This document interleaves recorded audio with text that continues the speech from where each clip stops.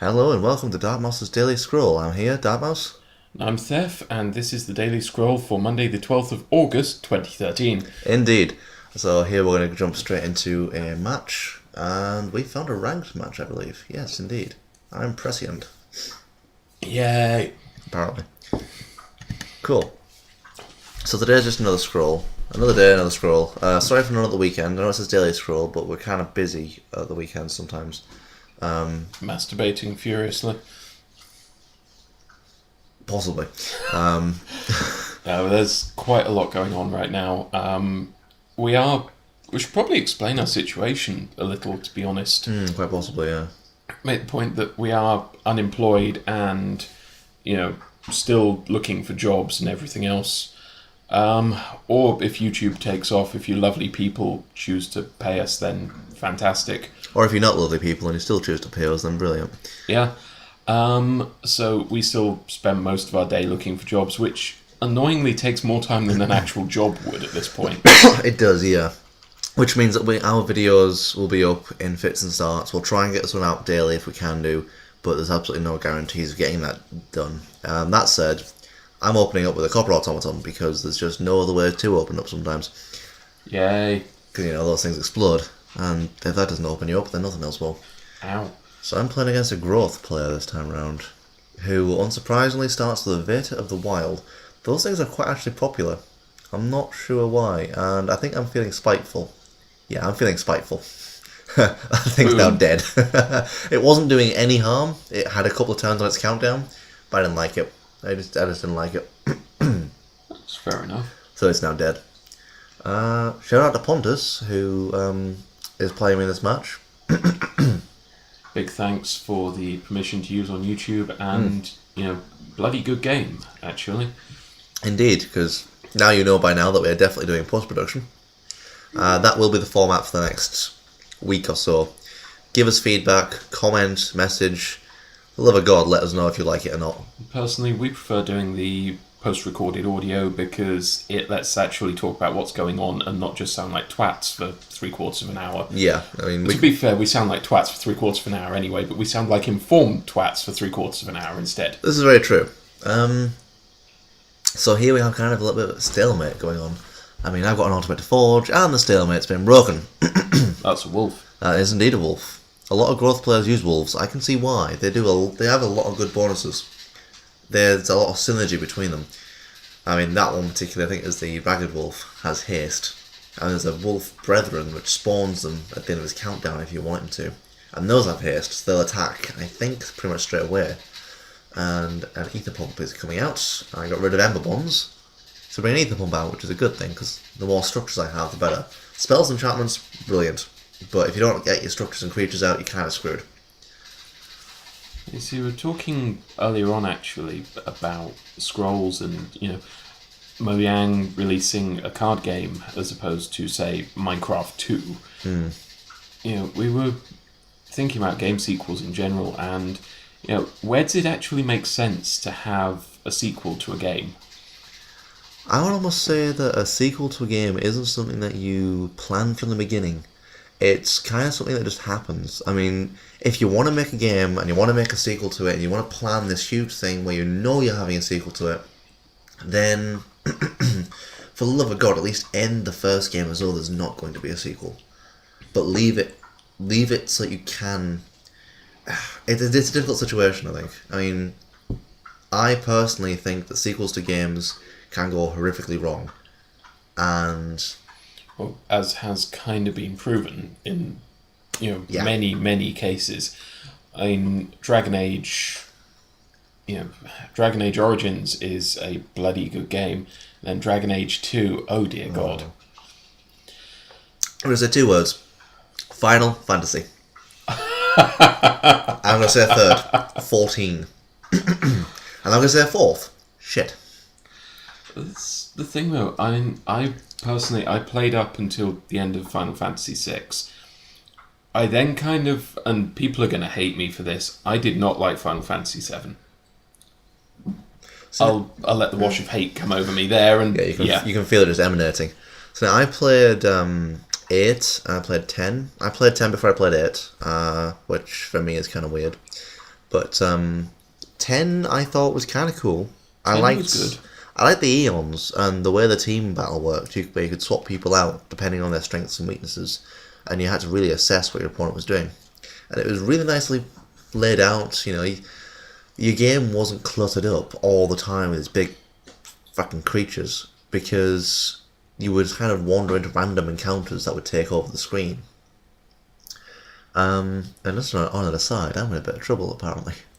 Yeah. Oh, jeez. Just a lot. Nah, prox mines, those things are the bane of any growth player's life if you don't know how to deal with them. If you do know how to deal with them, then they're kind of just a hindrance to yourself. But they can, because a lot of growth stuff when it's first out is, it's not very tough. So prox mines dealing 4 damage to it, they'll kill it off. Against ranged units, there's not any use at all. But no, sequels. No,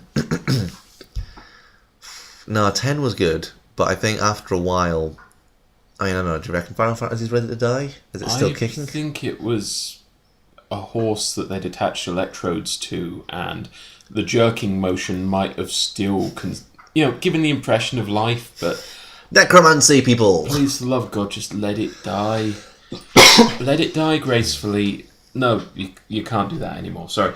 Just let it die and come up with a new IP. Kingdom Hearts 3 is looking really good. That's still a reasonably fresh IP. It's still cool. All the kids from my day remember Kingdom Hearts and loving it because it did something different. It took characters that pre-existed and made them dark and cool and fun. I never played Kingdom Hearts, and people are just going to sit there going, "What? You never played Kingdom Hearts? What are you, some sort of heretic?" No, I didn't play Kingdom Hearts because I generally never got the chance to. And I think at this point I would just find it a little bit shit, because I didn't grow up with it. It blows every Final Fantasy game, including 10, out of the water. That's the thing. Back when I did play Final Fantasy, when I played 10, it was brilliant. But now I think if I played it, I would find it just a little bit shit, because I would just find it kind of shallow. Tell you what, there's a PS2 over there. Let's give it a go at some point. We'll do a playthrough. If only to have a good laugh. Yeah, that works. Because, to be honest, it's got the most... You thought Twin Snakes was bad for its plotline? Oh, God, yeah. Kingdom Hearts' plotline is the equivalent of, I don't know, putting Shakespeare in a washing machine and then pulling individual words out, laying them down and trying to make sense of what they've spelled out. I've just got this image now of a bald toff in a washing machine going to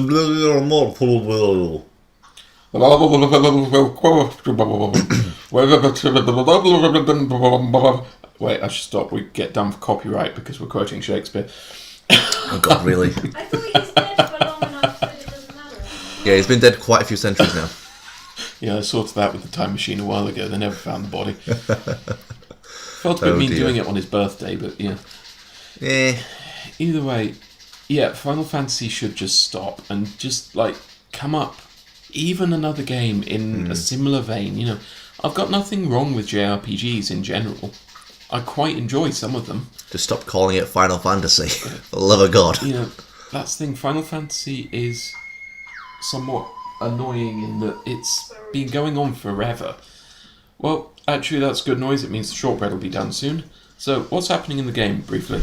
I think I was kind of born, but now I'm not. You got your prox charges down, you got an ether pump and an automated forge there. Yeah, I did lose a couple of good automatons. I burnt the kinfolk though, that was good. And they've got the frostbeard thing out. All they need to do is charge that at the prox mine, and everything they've got will get +2 attack. Jesus, that could be nasty. Yeah, that could be nasty, so let's hope that they don't charge at my prox mine, shall we? Yeah. Also, they're leading on resources, and not cards, but resources at the very least. I've only got 4, they've got 6. For growth, letting them have 6, they're disconnected. Oh, jeez. I hate when that happens. I always feel so awful. I think now anybody that plays against me, if they disconnect, I won't play anything that turn. I won't sack for resources, I won't sack for cards, I won't play anything. I'll just let the turn tick over. Because... poor Pontus, although for their entire 90-second turn, they didn't do anything. And I think that might be what gives me an edge. Lost connection and rejoined after that time, I'm guessing. Yeah, it got like halfway through my turn. They're like, sorry, there we go. Stay. No, is that me? No, I was just checking. That's the problem with online gaming, though, is that servers can randomly crash or someone can lose a Wi-Fi signal. Hell, a moving cat once cut off my Wi-Fi signal in the middle of a Halo game. That was not cool. Well, that's the thing. I think I think this one I'm playing as is Swedish, so their internet should be. Well, in that case, it's probably a server issue. Sweden's internet's pretty damn good. I mean, to be fair, it could have been any one of 100 things. A crow could have sat on the internet cable or something. You know, it sounds crazy, but the number of things I've seen in my time that have fucked with an internet connection. It's just sad to see because I mean, it's been a really enjoyable game so far. It's really like nice seeing just the interplay between me and Pontus, but yeah, now they've reconnected. That's good because if they disconnected for more than a couple of turns, they end up just being kicked out of the game. Shit. Which is kind of annoying. I mean, they apologise for it, which is brilliant. It's nice, a bit of camaraderie, if I said that right. But Well, it's sportsmanship. It's good practice, especially in an online forum. I mean, it's something we've been noticing a lot. Is that the players that give you a good game tend to be the ones that are talkative, they're friendly, they're decent. oh hell yeah! Another thing we've noticed actually, since friend list has come in, people have been a lot friendlier. They've been a lot more willing to hang out and talk after a match. Generally, yeah. I mean, I guess it depends on who you're up against. I mean, if they particularly enjoy a game, if they don't feel as though, they got a really awful draw, or your deck's overpowered, or, if they're one of those particularly brilliant losers, or one of those particularly brilliant winners, Yeah. then you generally find that the talking part's fine. Well, that's another thing, is that, you see a lot of people being a lot more gracious about winning or losing in this game. And it's a real refreshing thing after you see some of the horrendous things that get said. I've seen people rage quit out of Scrolls, and it sounds stupid, but I've seen people rage quit out of a game that, it actually affects, I think, at least, let us know in the comments if it does or not, I think it actually affects the amount of gold your opponent gets if you just rage quit and surrender out. It does, yeah. Because you remember Total Biscuit's commentary when this first came out? Yeah, He true. mentioned that you get a lot less gold on both sides if someone surrenders and rage quits. Yeah, gold, I think, is calculated on a mess of things, like damage you've done to your idols, spells you've cast, cards you've drawn, things like that. I mean, oh yeah, ow, here I'm... That's the thing, I think this time round, people keep forgetting the Cannon Automaton has armor plating 1, which means that generally it takes 1 more point of damage than it has in its toughness to kill it. So it's got a toughness 4. You've got to do 5 points of damage to kill it off. Gone with the Automated Forge instead. That's a good idea actually, Good play, because yeah. that thing can really mess up your day. The Cannon Automatons are brilliant for just all-out power, but you don't want to get swarmed by tons of gun automatons, because if I've still got the Automated Forges running, I can sack those as much as I like on the field, put them in as much danger as I like, and I'm going to have more. Yeah. And if I've got no other cards I want to play and enough energy, I can just keep reducing their countdown by 1. It's brilliant. Excuse me. That is useful. I'm going back to what we were saying about sequels. Other thing that we noted was the very difference in design philosophy between certain games from, say, 7-8 years ago compared to much more recent titles. I think one of the big shining examples for us was Mass Effect. Yeah. Wherein the ending to Mass Effect 1, it leaves things open a little. You still know the Reapers are coming, but there is very much that feeling of this is final and we won the first part of the war. Yeah. So I finished Mass Effect, and I knew full well there was another 2 coming up. But I finished it and thought, well, I don't need to play Mass Effect 2 or 3 because that was a nice ending. That was a really good final solid thing. It was an ending. It wasn't this, oh well, there's another game coming so we won't actually end it. Yeah. It was nice. you know, with Mass Effect 2, you very much got the feeling that there had to be another game to tie everything up. Yeah. You wanted there to be another game because that ending where you see all the Reapers hanging in space, you know, that was pretty fucking epic. It was cool, but at the same time, it made me kind of sad because to have your game end so openly, and actually, I feel it was quite a weak ending. I mean, it was an epic ending. It looked amazing, but it just seemed really. It kind of the credits came up, and I was kind of like, "Is that it? Yeah. That's the ending." It felt a bit thrown together. Which, that was a nice play of a Thunder Surge, by the way, just then. Oh yes. That was dirty as all hell. Well done. Energy is brilliant at clearing the board. I've got enough board clearing stuff in there to know. Yeah, but then, you know, I know you haven't played it for mostly moral grounds at this point, but Mass Effect 3's ending, I don't want to touch on it here, but they've confirmed Mass Effect 4 will use your save games to create the world that you play in. Which means your armor will be either red, blue or green. And the thing is, I don't want to play in any of the universes that were created by the ending of Mass Effect 3, because I don't want Shepard as Space Hitler, with the Reapers dancing around indoctrinating everyone. I don't want everyone to have green glowy bits on them. And I sure as fuck don't want to live in a galaxy where Edie and the Geth were arbitrarily killed off for no good reason. And that's kind of what it boils down to. So, you know, even Mass Effect 3, the ending was not definite, because it's still leading into Mass Effect 4. It's basically just EA milking it for all the hell it's worth, which is annoying. It shouldn't be. If anything, I feel even though Mass Effect 3's ending was horrible, that's all I'm saying, they should just leave it at that. I mean, Mass Effect, yeah, okay, fair enough. It was a good universe. I mean, I know you're more into it than I am.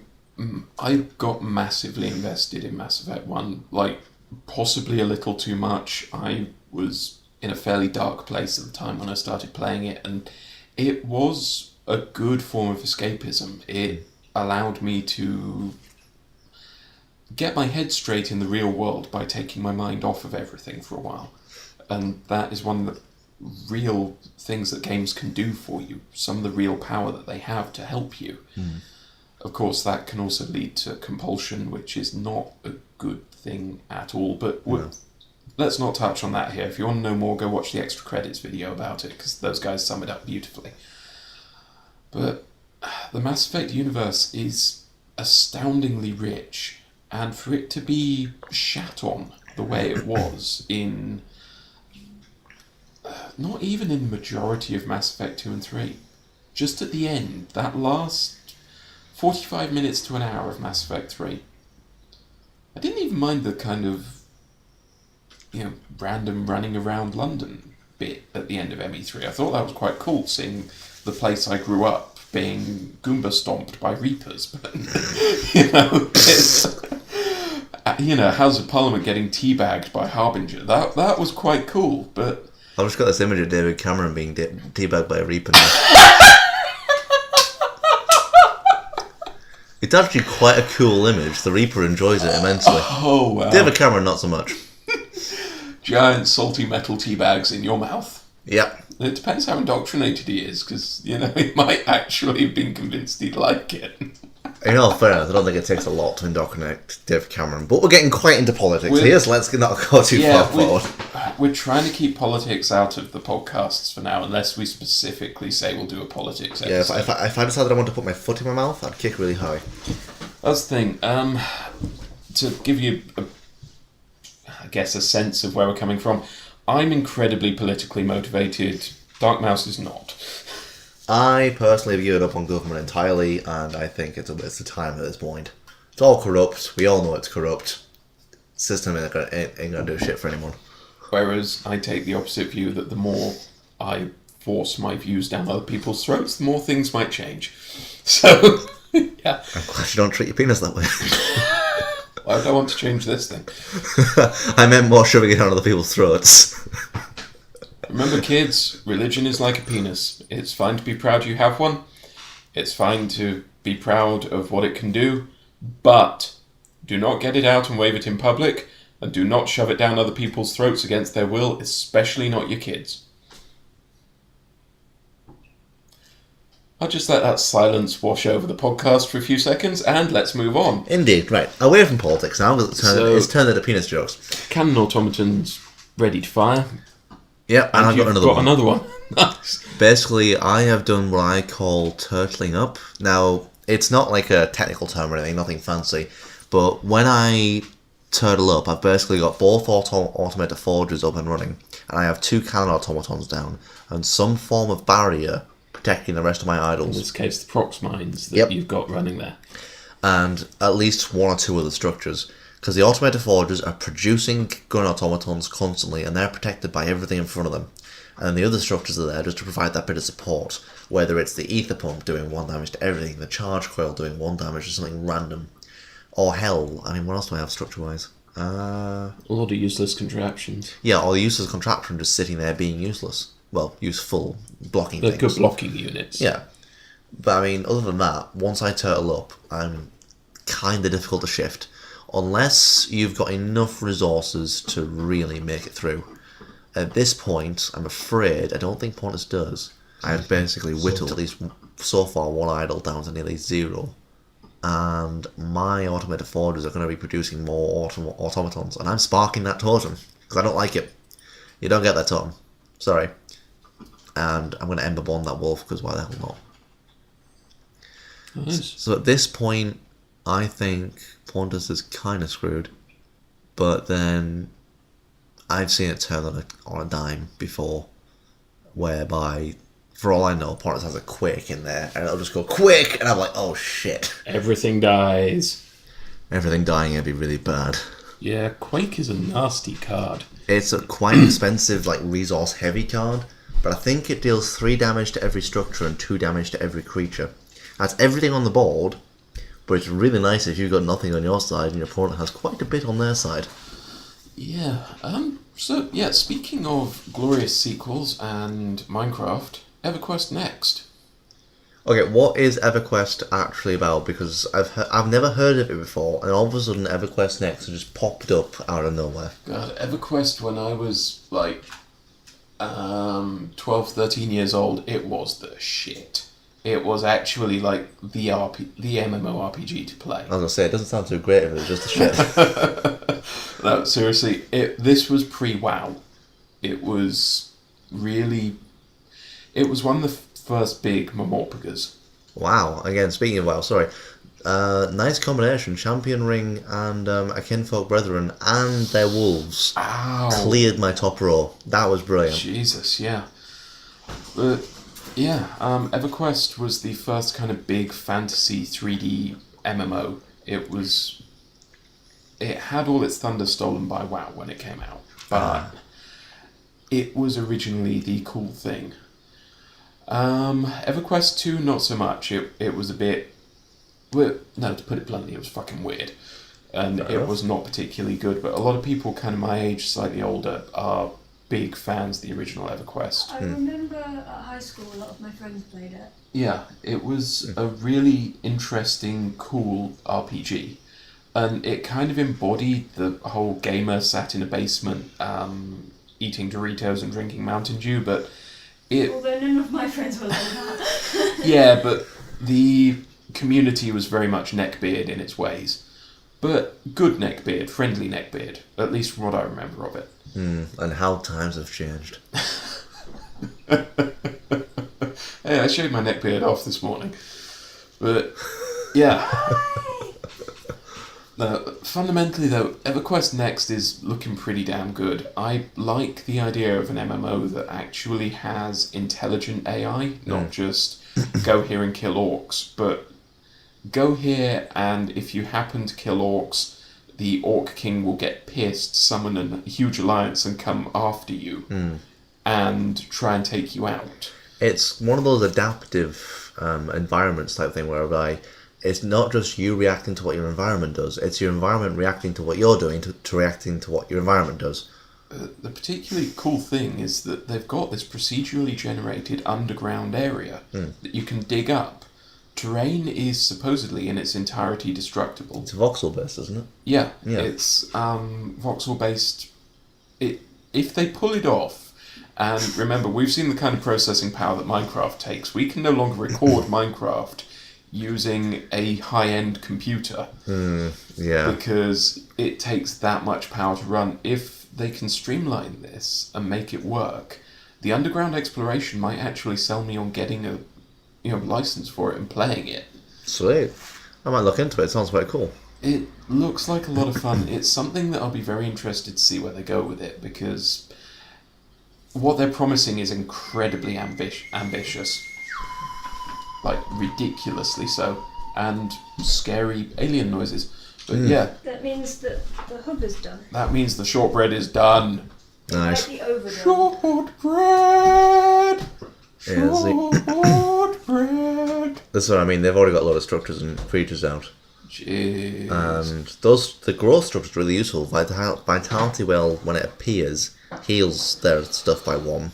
That ancestral totem increases everything that they have's attack by 1, which is nasty.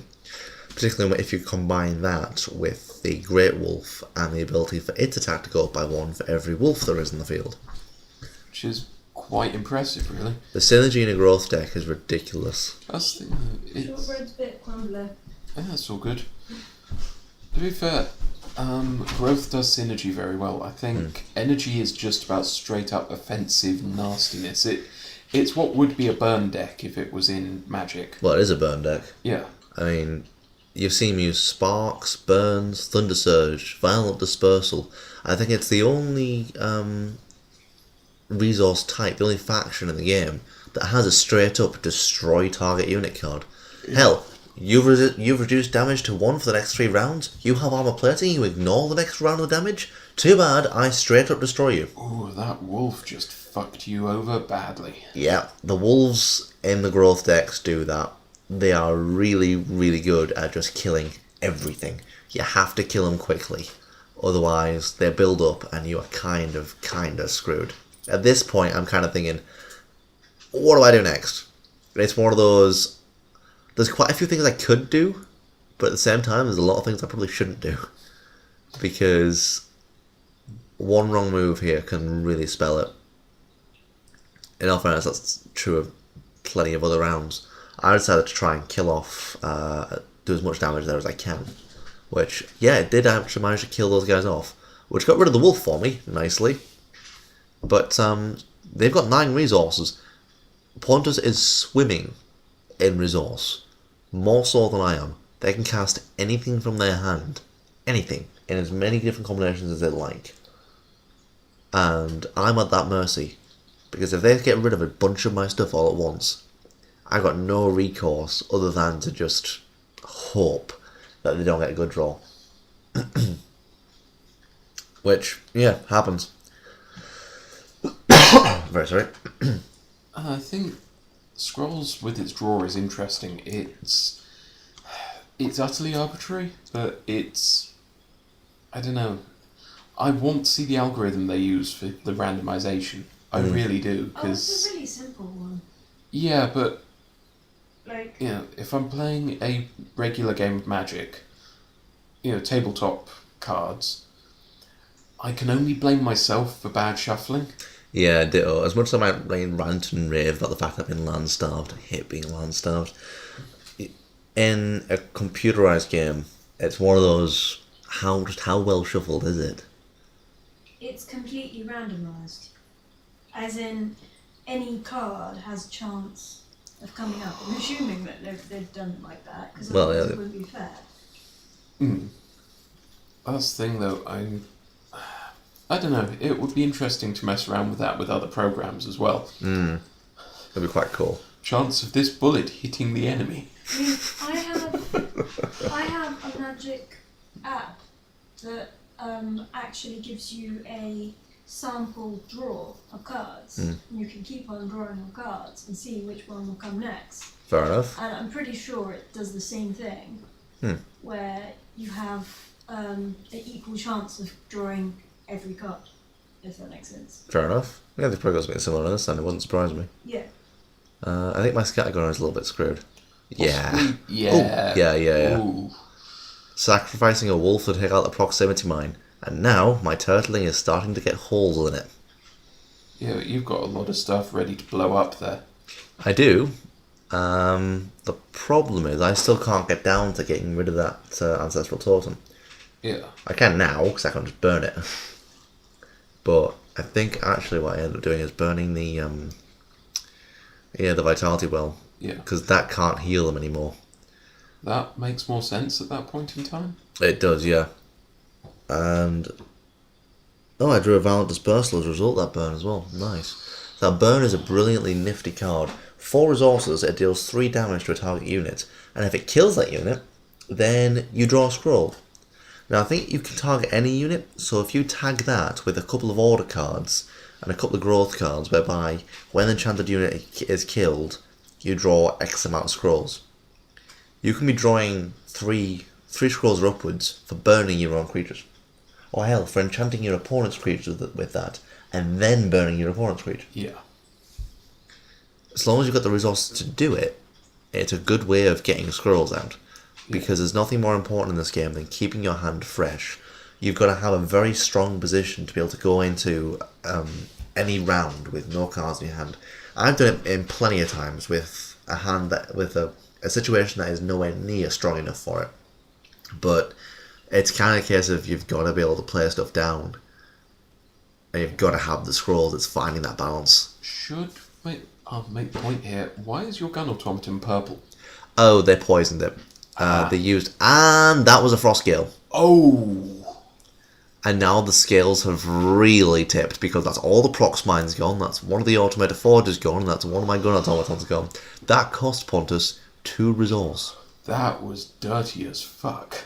Now that did it to their own stuff as well, but it didn't result in as bad a situation as mine did.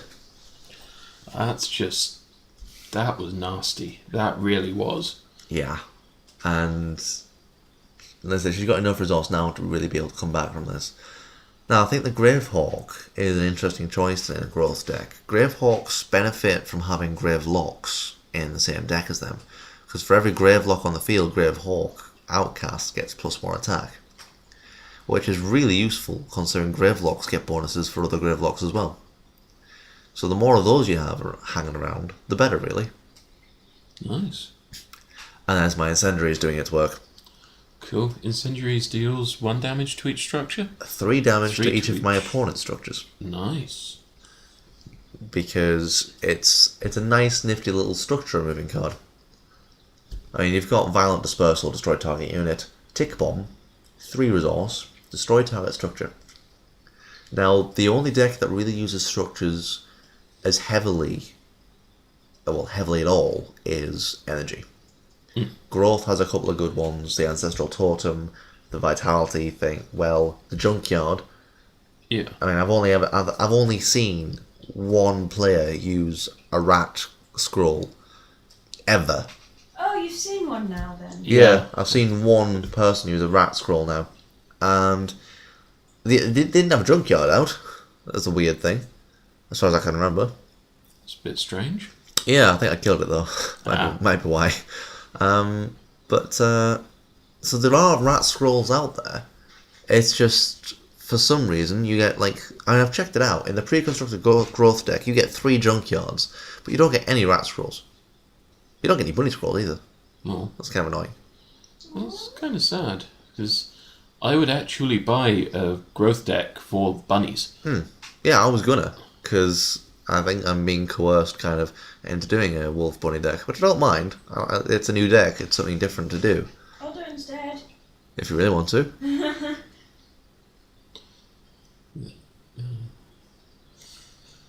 Interesting choice of placement for my ether pump. And ether pump there. Yeah. I remember you saying it made sense at the time. Yeah, it does, because that's... It doesn't make sense, it was just funny. Fair enough. Because there's nothing really that can threaten the ether pump at this time. Not unless they can do 5 damage to it all at once. I mean, even if they could, me putting it in the top row, if they could do a lot of damage all at once with haste, having the charge coil there wouldn't stop them. Wouldn't make a damn bit of difference. No, because the charge coil is a nice early game structure. It's 3 resources, it's got 3 health, and does 1 damage to a random unit every turn, basically. And it never comes out early game for me. Never. The ether pump is always the first to show its face. I have 3 charge coils in my deck, and I have 3 ether pumps in my deck, and the ether pumps are still the first ones to go, "Hi, we're here now, use us." I still think the term ether pump just sounds a bit... Yeah. Ooh, ow. Yeah, that was God Hand. Ouch. Reduces the countdown by 2 and gives them +2 attack. That's a bit dirty. Yeah, it clears out your rolls as well. I mean, I am, at this point, kind of flagging a bit. I mean, I've done a lot of damage to their idols, like really a lot of damage, but now I'm getting to the point where I'm running out of offensive units because I've played my Kyler automatons and had them killed. Yeah. And I think it's only 2 out of 3, and I have played all 3 of my automated forgers. I think I've played a good couple of my copper automatons and my gun automatons. I need to be able to draw something that can do idle damage or just keep their units off the field, or I am just screwed. Plain and simple. Yeah.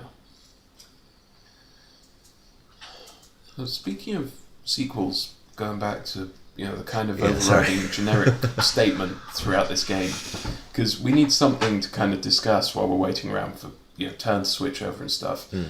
Been playing Knife of Dunwall, I guess you could call it episodic expansion for Dishonored. Now, the main campaign for Dishonored, I don't think there's actually any way they could crowbar DLC into that. From start to finish, it's pretty fucking tight. Fair enough. It's all good, it makes sense.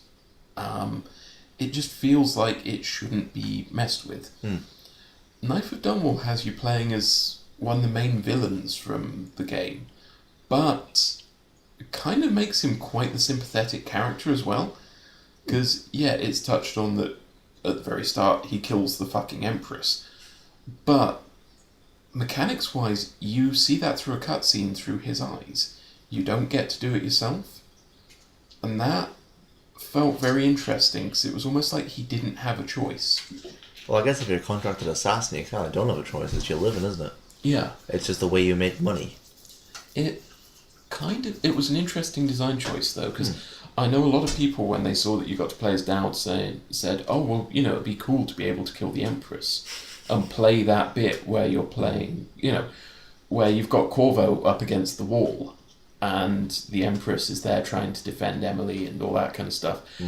The fact that they didn't let you play that they removed that power from the player, sent quite a strong message, I think. But I'm digressing from the point here slightly. Do we think that, sequels... Dishonored's already been confirmed to basically be getting a sequel by Bethesda. Do you think that it's a good idea to release the kind of expansion pack to build on the story of a game that exists already? Absolutely. It's something that keeps the players going. It wasn't there... There's no way it could have been there at release, so it's not like they're charging you for content they could have had out already. Yeah. So that's fine. And it keeps the player going. It stops people from bitching and going, "Oh, I want Dishonored 2, I want Dishonored 2. Get over it. I'm sick of people just bitching about sequels and how much they want a new sequel. I mean, releasing DLC to just kind of expand and extend the game itself and its shelf life is a good idea. Actually, I do bitch about sequels when I know they're not coming. For example, if I know that a sequel was planned for something and for some reason it's not, not going to happen. Yeah, if it's not going to happen, fair enough, bitch away. Valve, Half-Life 3, come on guys. But I think I agree with the Oxcast, it's been Left 4 Dead. No, Left 4 Dead 3 was spotted at Valve HQ by some press officers recently. Oh, That's the big thing from Valve, going again off tangent. Left 4 Dead 3 was spotted as a potential release, or a project that's currently being worked on at Valve HQ. Sweet. Now, going back to Dishonored briefly, Valve Dishonored have quite a bit together. Eric Walpole, who worked on Half-Life 2, worked very heavily on Dishonored. I fucking love that guy's work. He's done some amazing stuff. But then, going back to the Valve stuff again, Half-Life, the original Half-Life, had these two storylines that ran alongside it, which were Blue Shift and Opposing Force. Blue Shift, you play as Barney, and Opposing Force, you're playing as Adrian Shepard, who's one of the Marines that's sent in. And you see the events at Black Mesa from 3 different viewpoints. Wow. It's incredibly interesting to see how the 3 storylines interweave. And Knife of Dunwall did that to an extent. It took you to different parts of the city, but it still had references to Corvo appearing, that kind of thing. Sweet. And what we're seeing now is another, I guess we could call it episode in the Knife of Dunwall, which will be the Witches of Brigmore, which follows directly on from the ending to the Knife of Dunwall DLC. That's kind of cool. That's kind of like what the Walking Dead did. They released the game, but they told you it's not the finished thing. You've got this episode, and we'll release this episode afterwards, and then this one. I think they did them as free updates. Yeah. That's quite a... It's an interesting way of doing a game. It's not one that I'm disagreeing with. It's one that I think I would heartily encourage. Yes, fair enough, you're not getting the entire game all at once, but if it's a free update, don't complain. Last thing, episodic gaming is something that Valve were very much proponents of with the Half-Life 2 episodes. Admittedly, they didn't release them nearly as frequently as episodes would normally be expected. Yeah. But I can forgive that, it's Valve. The finished results were fucking amazing. True, with that, and Valve don't need to worry too much about the time it takes them to release stuff because they're on Steam. Yeah. But some people have criticised Knife of Dunwall for being DLC and not a game in its own right. Personally, I don't mind it being DLC. I really don't. It runs within the framework of Dishonored. It runs alongside the main story campaign. I'm also a fan of the fact that it's not in any way needed. It's not a vital part of the story or anything else. It's not like you're paying to have something that makes the game better. You're paying for an entirely new experience. It's not like buying a new weapon DLC or something. Like if we go back to ME3... Oh, the God. DLC that they had in that, I thought was actually required, basically. As far as I'm concerned, Javik, yes, if you haven't played it by now, for fuck's sake, you can't blame me for spoiling this. It's over a year old. Right, Javik, the Prothean. We got him as part of the Collector's Edition. He was day 1 DLC. Most of the files for him were on disc. And, Oh, shit. we got access to the character Javik immediately from day 1 because we got the Collector's Edition, we got a code for him, and the mission that you get him through. Yeah. The mission didn't have much of the story. Javik as a character, I couldn't have imagined playing ME3 without him. He was that much of a character in his own right. And he added so much to the story that I think without it doesn't seem to make sense. Yeah, there were moments where I could honestly see that if Javik hadn't been in the plotline, certain moments would have made no sense. Fair enough. Well, I think that's probably a bad move on their part, because people who don't get that DLC are going to miss out on that. And if that was day 1 DLC, that's not something that would have broken the bank to put it in the bloody game. Well, that's the I thing. mean, it was on the CD. Technically, the support files for all of the ME3 DLC existed either on the disc initially or with each piece of DLC that came before them. So say, for example, the Leviathan DLC had the Omega DLC support files built into it. Yeah. Which makes sense, you pave the way for the next bit in your pre-release, so you're not completely rewriting the fucking game every time. Yeah. The fact that the Omega DLC bugged out on me for the better part of 6 months and made it unplayable for 6 months. Yeah, I remember that. You were stuck in a lift for 6 months. Yeah.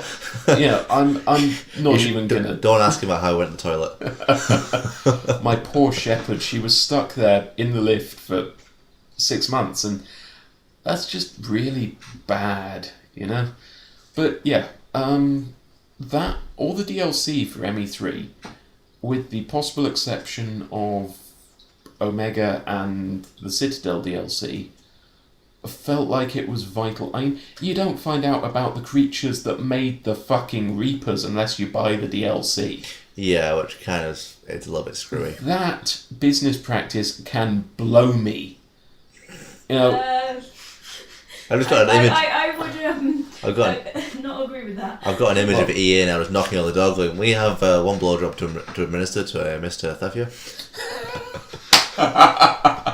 but you get where I'm coming from. You miss out on one of the biggest elements of the Mass Effect plotline because it was DLC and because you might not be able to have the money to play it. You know, that just...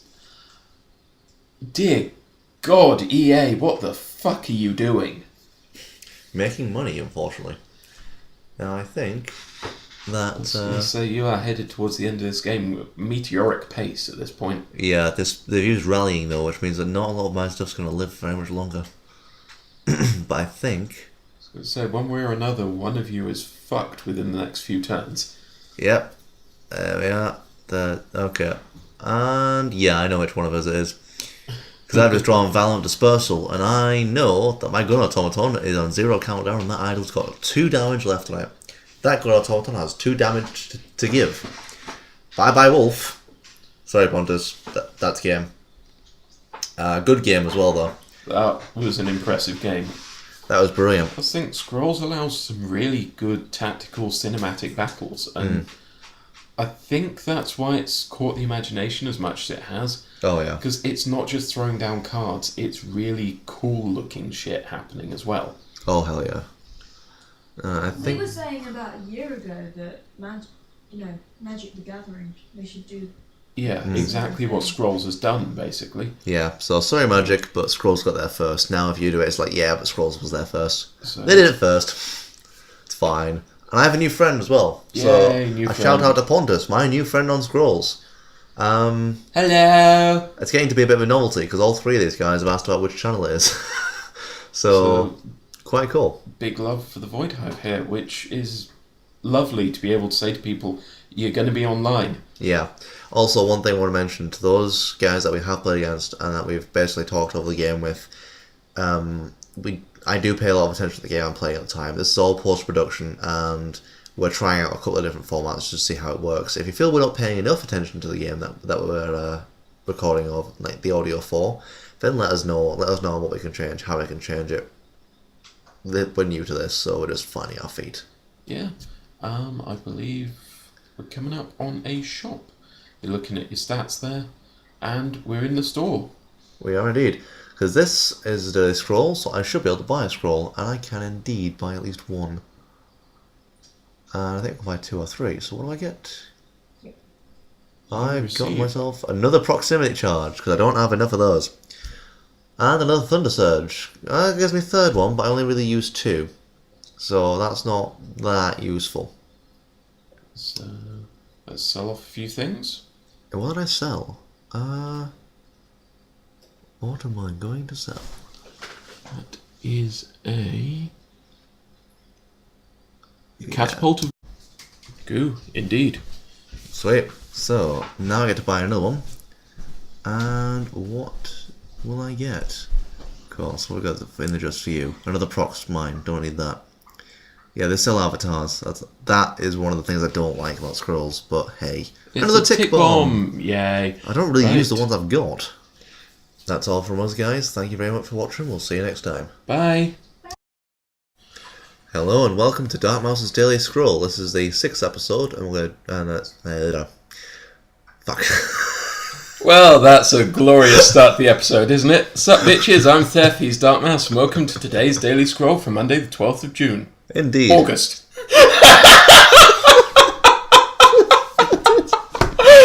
Let's do that again.